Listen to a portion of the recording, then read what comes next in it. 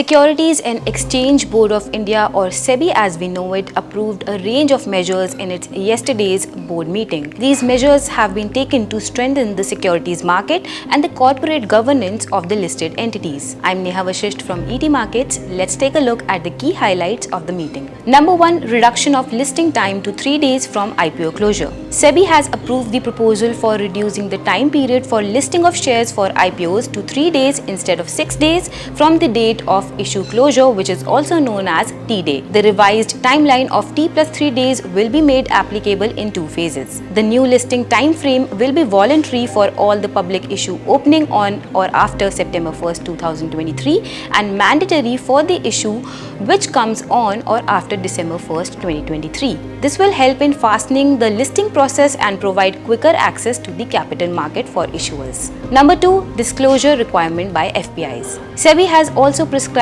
additional disclosure requirements for foreign portfolio investors or FPIs. These are applicable to FPIs who are either holding over 50% of their Indian equity AUM in a single corporate group or holding more than 25,000 crore rupees in Indian equity market. This aims to prevent violations of minimum public shareholding norms and also the possible misuse of the FPI investment route. This move comes against the backdrop of the allegations made by the US-based Hindenburg Research against the Adani Group in late January. In the report, it was alleged that some FPIs held a significant stake in the listed companies of the Adani Group but was denied by the group. Number 3. Special rights to unit holders and role of sponsor in REITs and InvITs. SEBI has proposed the concept of self-sponsored real estate investment trust or REITs or an infrastructure investment trust or InvITs. This is similar to a board control or a professionally managed company. Given that the REIT or InvIT product has matured over a period of time, SEBI has taken the step to set up a framework whereby board control or investment manager control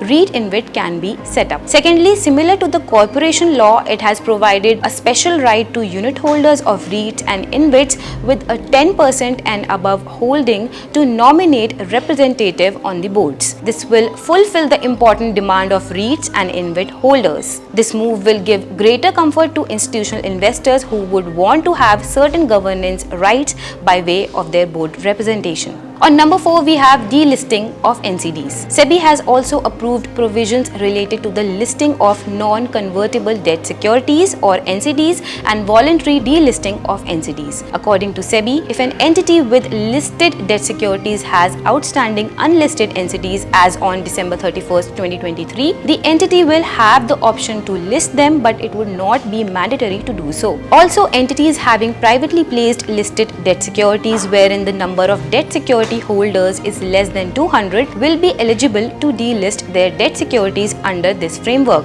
This is to facilitate transparency in price discovery. The revised norms will come into effect from January 1st, 2024. Number 5. Revamping of scores. SEBI has decided to revamp its complaint redressal system, also known as scores, to strengthen the investor grievance handling mechanism. SEBI cleared measures to boost the investor grievance handling mechanism and linking scores with the online dispute resolution mechanism.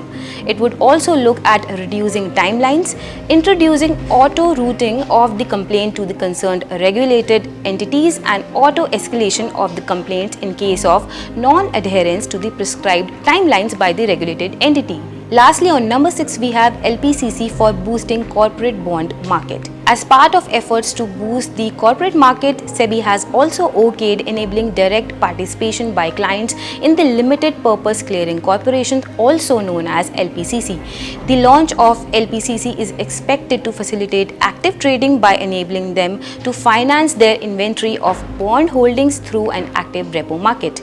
This in turn is expected to improve liquidity in the corporate bond market. Well, that's all for today. Stay tuned to ET Markets for more.